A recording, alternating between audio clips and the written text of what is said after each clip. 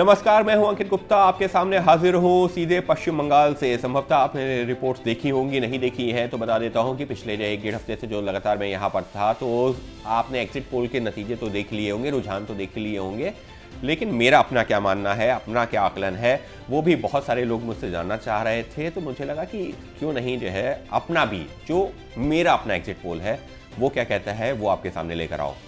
देखिए, मेरा ये ज़रूर मानना है कि इस बार पश्चिम बंगाल में एक बहुत तगड़ा चुनाव हुआ है, जहां पर बीजेपी और टीएमसी के बीच में कई सीटों पर बहुत कड़ा मुकाबला हुआ है। तो सबसे पहले आपका सबसे पहला यही सवाल होता है ना, आप सीधा ये बताओ सरकार किसकी बन रही है। तो मुझे आज की तारीख में लग रहा है कि कोई बड़ी बात नहीं है कि पश्चिम बंगाल में बीजेपी की सरकार बन जाए। ये मेरा अपना मानना है। मैं बाकी जो एग्जिट पोल्स हैं, जो नंबर्स हैं, वो क्या कह रहे हैं, मैं अभी उस पर नहीं जा रहा हूँ। मैं सिर्फ अपना जो है, क्योंकि मैंने जो है अपने पोस्ट पर भी जो है एक्स पर पोस्ट में भी ये बात जो है, जो तमाम एग्जिट पोल आए थे उससे पहले भी कही है, तो मैं उसी को वीडियो के माध्यम से आपके सामने लेकर आ रहा हूँ। तो कोई बड़ी बात नहीं है कि पश्चिम बंगाल में इस बार ममता बनर्जी सत्ता से बाहर हो और बीजेपी सरकार में आए। उसके कुछ फैक्टर्स मैं अब आपके सामने लेकर आ रहा हूँ, जो मुझे लोगों से बातचीत करके चुनावी प्रक्रिया के दौरान पता चला है। मुझे नहीं पता एग्जिट पोल्स में कितने लोगों ने से कहाँ पर कौन किसने बात की, लेकिन मुझे पता है मैंने कितने लोगों से बात की है, तो मैं उसके आधार पर अपने ये जानकारी दे रहा हूँ। देखिए, साफ तौर पर आज की तारीख में, यानी कि जब चुनाव के दोनों चरण संपन्न हुए हैं, एक चीज़ साफ थी कि बीजेपी का जो ग्राफ था वो ऊपर की तरफ था और टीएमसी का ग्राफ था वो नीचे की तरफ था। एंटी इनकम्बेंसी एक मुद्दा था, महिला सुरक्षा एक बड़ा मुद्दा था, रोजगार एक बड़ा मुद्दा था, उसके अलावा जो फैक्ट्रीज और जो व्यापार एक बड़ा मुद्दा था, जो कि चीज़ें नहीं हो पाई, जिसके चलते लोग जो है खुल करके बोल रहे थे। और पश्चिम बंगाल की बात करूं तो पिछले जो है कई चुनावों से यहाँ कवरेज के लिए आता रहा हूँ, इस वक्त भी मैं कोलकाता में ही हूँ, तो यहाँ पर मतदाता इतना मुखर नहीं होते थे, खासतौर पर जो विपक्ष का मतदाता होता था, डरा सहमा रहता था। जब लेफ्ट की सरकार थी तो जब ममता बनर्जी आई तब जो उनको लेकर भी इतना ज़्यादा मुखर लोग नहीं होते थे, और आज की डेट में भी उतना ज़्यादा जो है मुखर वैसे तो नहीं है, लेकिन जब बात आती है कि क्या ममता बनर्जी सब सही कर रही हैं, तो वहाँ पर लोग मुखर होकर के क्या क्या कमियाँ हैं वो गिना रहे थे। और उस आधार पर बहुत सारे मतदाताओं ने, मैं सिर्फ नॉन बंगाली मतदाताओं की बात नहीं कर रहा हूँ, मैं बंगाली मतदाताओं की बात कर रहा हूँ, जिन्होंने कहा कि नहीं, दीदी को बहुत वक्त दिया है, इस बार जो थोड़ा सा कुछ बदलाव अगर होता है, देखते हैं, नहीं होगा फिर दीदी को वापस ले आएंगे। ये लोगों के अल्फाज हैं, मतदाताओं के अल्फाज हैं जिन्होंने वोट किया था। तो इस वजह से मुझे लग रहा है कि एक जो है दीदी का, यानी कि ममता दीदी का जो मुख्यमंत्री हैं, उनका और पार्टी का प्रदर्शन नीचे गिरा है। अब आप कहेंगे सीटों का आकलन। देखिए, सीटों के आकलन पे अगर जाएं तो मैं ये कहूँगा कि आज की तारीख में मुझे जो लगता है कि ये मुकाबला 140 से 165 सीटों के बीच का है बीजेपी के लिए, और उसी तर्ज पर 120 से 145 से 150 सीट के, या 125 से 150 सीट के बीच का है टीएमसी के लिए। तो अब आप कहेंगे तो ये तो जो है कड़ा मुकाबला है, किसी तरफ भी हो सकता है। जी हाँ, कड़ा मुकाबला है, लेकिन एज बीजेपी की है, इसमें कोई दो राय नहीं है। लेकिन यहाँ पर एक पॉइंट जोड़ना चाहूँगा, पश्चिम बंगाल की राजनीति अगर आप देखेंगे तो यहाँ पर कड़ा मुकाबला भले ही होता रहा हो, लेकिन जब मैंडेट आता है, जब नतीजे आते हैं, तो वो एक तरफा जाते हैं। यानी कि ऐसा नहीं है कि कोई 150 पे रुक गया, कोई 155 पे रुक गया। जिसकी बढ़त होती है वो 180-200 पार भी चला जाता है, और ये इतिहास के जो नतीजे हैं वो बयां करते हैं। तो ऐसे में जो दो फैक्टर आज की तारीख में मुझे नज़र आ रहे हैं कि बीजेपी का लगातार ऊपर उठता ग्राफ, और आज की तारीख में भी बीजेपी टीएमसी के मुकाबले बढ़त में आगे, तो ये जो दोनों फैक्टर्स हैं ये साफ तौर पर इशारा कर रहे हैं कि कोई बड़ी बात नहीं है कि जब नतीजे आए तो बीजेपी का, आपको अगर इसी तरीके के जो ट्रेंड मुझे नज़र आया है वो बना रहता है, तो बीजेपी आपको 180 के पार भी जाती हुई नज़र आ जाए, क्योंकि पश्चिम बंगाल का मतदाता हमेशा ही बहुत क्लियर मैंडेट देता रहा है, ये इतिहास है। इसी वजह से कड़ा मुकाबला नज़र ज़रूर आता है, लेकिन जब नतीजे आते हैं तो वो एक तरफा आपको जाते हुए नज़र आते हैं। तो ये बात हुई फिगर की। पश्चिम बंगाल के लिहाज से बात की जाए, इसके इतिहास के हिसाब से बात की जाए, क्लियर मैंडेट और वो होता है तो बीजेपी 180 के पार। लेकिन अगर उसमें बदलाव होता है, यानी कि कड़ा मुकाबला जिसका जो पश्चिम बंगाल में अमूमन नहीं देखा जाता है, क्लोज फाइट, उतनी क्लोज फाइट, तो अगर वो होती है तब भी बीजेपी को एज है मतदाताओं से बात करने के बाद में, जितना मुझे समझ में आया मेरे अपने एग्जिट पोल के मुताबिक।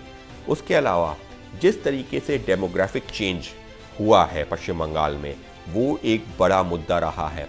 बीजेपी ने शुरुआत में जो है उस पर केंद्रीय नेताओं ने बहुत जोर दिया, लेकिन जब जो है ज़मीनी स्तर पर हमने बातचीत की है तो हमको नहीं अंदाज़ा था कि ये वाकई में इतना बड़ा मुद्दा होगा। लेकिन पिछले 4-6 महीने में वाकई में बहुत कुछ बदला पश्चिम बंगाल में, और डेमोग्राफिक चेंज एक बहुत बड़ा मुद्दा। ऐसा नहीं है कि जो पश्चिम बंगाल में मुस्लिम रहते हैं, माइनॉरिटी रहती हैं, उनको लेकर के लोगों में किसी तरह की जो है नाराज़गी है, लेकिन लोगों का साफ तौर पर कहना है कि जो अवैध बांग्लादेशी या रोहिंग्या जो घुसपैठिया आए हैं, उनको अगर हम यहाँ पर जगह दे रहे हैं तो ये हमारे लिए सुरक्षा के लिए भी सही नहीं है, और डेमोग्राफिक जो चेंज हो रहा है वो भी ठीक नहीं है, और ये लोगों के जहन में एक बड़ा मुद्दा रहा है, अगर ये मैं कहूँ तो कहना गलत नहीं होगा। इसके साथ में जो मैंने बताया कि ये चुनाव बहुत हद तक लोकल इश्यूज़ पर भी लड़ा गया है। बीजेपी ने यहाँ पर आकर के जो अंदर ही अंदर नीचे पॉकेट्स में जाकर के सीट वाइज जो लोकल इश्यूज थे उनको उठाया है, और जनता कहीं ना कहीं उनसे कनेक्ट की है। इसी वजह से वो ममता बनर्जी का विरोध अगर जनता के जहन में कहीं पर आया, क्योंकि 3 बार मुख्यमंत्री रही हैं, उन्होंने ये काम नहीं कर पाए, तो क्यों नहीं आपकी तुमको हटा के किसी और को लाते हैं, उसको देखते हैं। तो ये है। एक मैं बयान बताना चाहूँगा, जब मैं कुछ लोगों से यहाँ बातचीत कर रहा था, जो कुछ युवा मतदाता थे, ये उनकी बात है, उनका ये कहना है, और मतलब युवा क्या 35-40-45 साल के आसपास, जो 25 से 45 के बीच के थे, वहाँ पर चर्चा अचानक ये शुरू हुई। लोगों का ये कहना था कि दीदी ऐसी नहीं थी। मैंने पूछा भाई कैसी नहीं थी दीदी, तो बताया कि दीदी पहले दो टर्म में डेमोग्राफिक चेंज की जब बात आई, इस तरह की नहीं थी। दीदी किसी का फेवर नहीं करती थी, लेकिन पिछले 5-7 सालों में दीदी बदल गई। ये लोगों का कहना था, मैं नहीं कह रहा हूँ, ये लोगों ने मुझसे जो कहा, मैं एग्जैक्ट ये शब्द आपको बता रहा हूँ, दीदी बदल गई। दीदी ने हम लोगों को प्रायोरिटी जो है सिटीज़न, हमको जो है या एक धर्म विशेष के लोगों को प्रायोरिटी सिटीज़न बना दिया गया, और हम लोगों को दोयम दर्जे का नागरिक बना दिया गया। ये लोगों के अल्फाज हैं। ये वो लोग जिनका ये कहना था कि वो उन्होंने पिछले 3 चुनावों में तृणमूल कांग्रेस को वोट किया है। जी हाँ, 11 में, 16 में, 21 में उन्होंने तृणमूल कांग्रेस को वोट किया था। ये उन्होंने जो बताया है, ये मैं उस आधार पर कह रहा हूँ, मुझे गलत बताया हो मुझे नहीं पता, लेकिन उन्होंने कहा मैं पिछले 3 चुनावों में टीएमसी को वोट किया था, लेकिन इस बार नहीं कर रहे हैं क्योंकि दीदी बदल गई। तो यहाँ पर उन्होंने बीजेपी को सपोर्ट करने की बात कही। तो कुछ इस तरीके के वाक़ये सामने आए हैं। उसके अलावा अब बात करते हैं एसआईआर की, जिसकी जो है ऊपर दिल्ली में बैठ करके देश भर में बहुत चर्चा हुई, केंद्रीय स्तर पर बहुत चर्चा हुई, लेकिन ज़मीनी स्तर पर आप जाते हैं तो कुछ बेल्ट्स को छोड़ करके बाकी जगहों पर एसआईआर का उतना बड़ा प्रभाव नहीं है। एसआईआर पर ही बात कर लेते हैं। तो एसआईआर के चलते मत प्रतिशत कितना हो गया है? 93%। 93% मतदान हुआ है, यानी कि पिछले चुनावों की तुलना में, यानी 2021 में जो मतदाता थे वो थे 7 करोड़ 34 लाख, इस बार है करीबन 7 करोड़ ही, यानी कि जो पहले के जो मतदाता थे उससे कम हो गए 2021 के, लेकिन फिर भी जो वोट है वो करीबन 50 लाख के आसपास, 45 से 50 लाख आपको बढ़ता हुआ नजर आ रहा है। अगर मैं बात करूँ फिगर में तो शायद 45 लाख के आसपास ये बढ़ता हुआ नजर आया है। तो ये जो 45 लाख नया वोट जोड़ा है, ये किसके पक्ष में गया है, ये भी दिलचस्प होगा देखना। और बताया ये जा रहा है इसमें जो बहुत सारे युवा हैं, जो युवाओं के जहन में, जिन्होंने जो है ममता बनर्जी की सरकार देखी थी, उन्होंने यहाँ पर जो है बम भी चलते देखे हैं चुनावों में, उन्होंने जो है खून खराबा भी देखा है, तमाम चीज़ें, एजुकेशन की भी वो बात करते हैं, रोजगार की बात करते हैं। तो वो लोग जो है, क्या माना जाए कि वो जो 45 नया वोट पड़ा है वो बीजेपी के खाते में कहीं ऐड हो रहा है, उसमें से एक बड़ा चंक, अगर ऐसा है तो जो लैंडस्लाइड विक्ट्री की मैं बात कर रहा हूँ वो उधर बीजेपी आपको जाते हुए नजर आएगी। उसके अलावा एक और फैक्टर, जो ये वोट कटे थे 90 लाख में से, अगर जितना मैंने यहाँ लोगों से बातचीत की है, राजनेताओं से बात की है, जनता से बात की है, तो लोगों का ये कहना है कि, फिर बता रहा हूँ, ये लोगों का कहना जो मुझे समझ में आया जो लोगों से बात करके, कि जो 90 लाख वोट कटा है उसमें से 70% वोट ऐसा था जो शायद ममता दीदी को पक्ष में था या पक्ष में जाता था।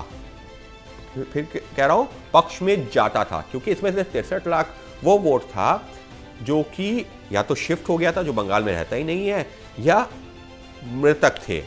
लेकिन फिर भी लोगों ने बताया। अब मेरे को जो है इस पूरी प्रक्रिया के दौरान कुछ चुनाव अधिकारी भी मिल गए थे जो बूथ के अंदर बैठते थे। उन्होंने जो जानकारी दी, उन्होंने कहा कि आपको लगता है कि जो मृतक जो है जिन लोगों के नाम थे उनके वोट नहीं पड़ते, उनके वोट पड़ जाते थे। मैंने कहा कैसे? कहने लगा कि यही तो पूरा के खेला था। कुछ देर के लिए जैसे CCTV कैमरा बंद होता था, पोलिंग एजेंट इधर उधर हो जाते थे और वो वोट पड़ जाता था। मुझे एक दो शख्स ऐसे मिले, कहने लगे हंसते हुए, जो आपने शायद जोक भी सुने होंगे सोशल मीडिया पे, कि मेरे पिताजी हर 5 साल में यहाँ वोट करने आते हैं। मैंने कहा 5 साल में क्यों, आप लोग साथ में नहीं रहते? कहने कि नहीं साथ में तो हम तो यहाँ रहते हैं, लेकिन पिताजी को गुजरे हुए 17-18 साल हो गए, लेकिन हर जो चुनाव में वोट करने ज़रूर आते हैं। ये लोगों ने बताया। तो मैंने कहा ये क्या है? कहने लगे हमको भी नहीं पता, जब हम जो है अपना वोट करने जाते हैं तो पता चलता है कि पिताजी का तो वोट पड़ चुका है, लेकिन उनसे कभी मुलाकात ही नहीं हो पाई।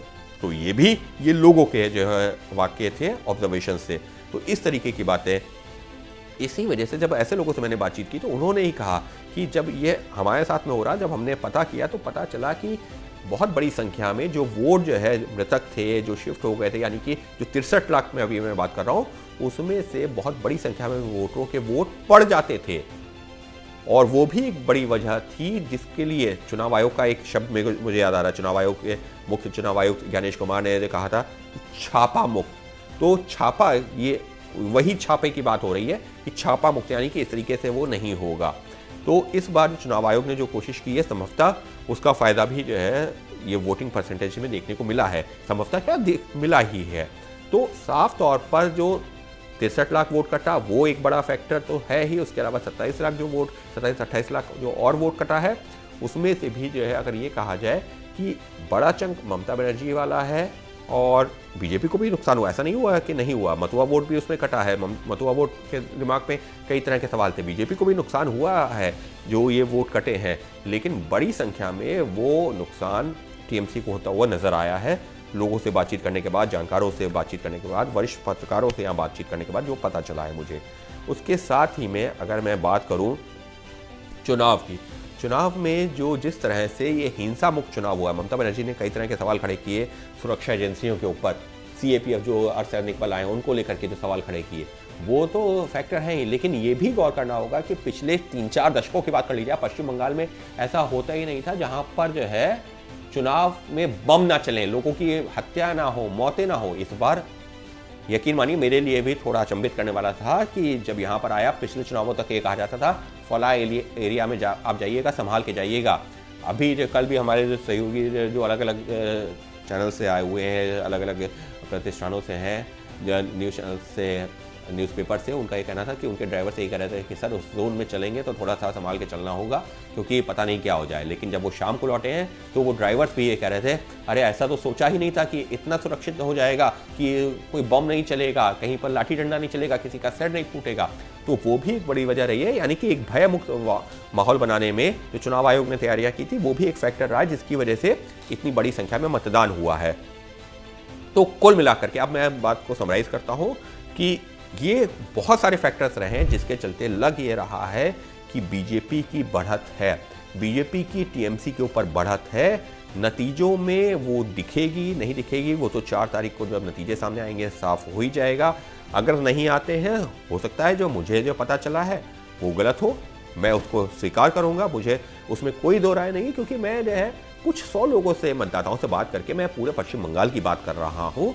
तो मैं अपनी गलती भी स्वीकार करूंगा कि हाँ, मैं जो लोगों से बातचीत की शायद मुझे समझ में नहीं आया, लेकिन जो बातचीत की वो आपके सामने लाना ज़रूरी था। मेरा अपना जो एग्जिट पोल है वो आपके सामने लाना ज़रूरी था। मुझे क्या पता चला है इतने दिनों के दौरान वो सामने लाना ज़रूरी था। उस वजह से मैंने ये वीडियो बनाया।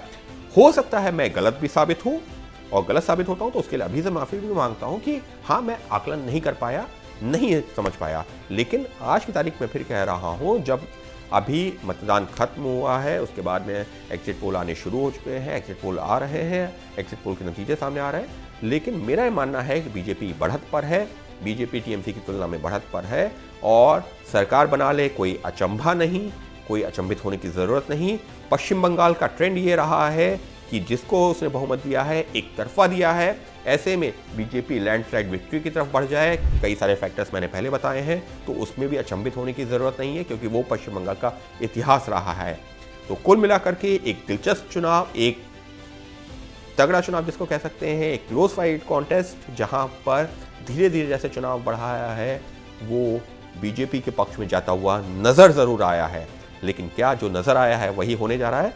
4 तारीख को नतीजे सामने आ जाएंगे और जो हकीकत है पता चल जाएगी। तो फिलहाल इस वीडियो में इतना ही। इस वीडियो के जरिए मैंने यही बताने की कोशिश की है कि मेरा क्या अनुभव रहा, मेरा क्या एग्जिट पोल रहा पश्चिम बंगाल को लेकर के, और जो भी फैक्टर्स थे, क्या फैक्टर्स वो रहे जिसके आधार पर मैं इस निष्कर्ष पर पहुंचा हूं, वो आपके सामने रखे हैं। आपको कैसा लगा वीडियो ज़रूर बताइएगा कमेंट्स में।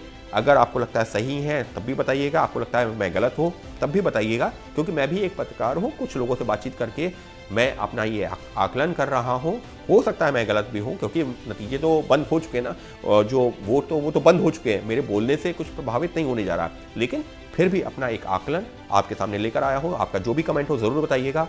फिर हाजिर होऊंगा एक नए वीडियो के साथ में किसी नए मुद्दे पर, क्योंकि ये चुनाव तो ओवर हो गया, लेकिन बहुत सारी राजनीतिक गतिविधियां और चलती रहेंगी। किसी नए मुद्दे पर फिर आपके सामने हाजिर होऊंगा। तब तक बने रहिए मेरे साथ में, देखते रहिए एक्सप्लेन विद अंकित। और इससे पहले भी बहुत सारे वीडियोज़ हैं, वो भी देखना मत भूलिएगा। और आने वाले दिनों में भी कई सारे वीडियोज़ और आने जा रहे हैं। 1-2 पश्चिम बंगाल को लेकर भी होंगे, वो भी आप देख सकते हैं। तो फिलहाल अभी के लिए धन्यवाद। देखते रहिए एक्सप्लेन विद अंकित।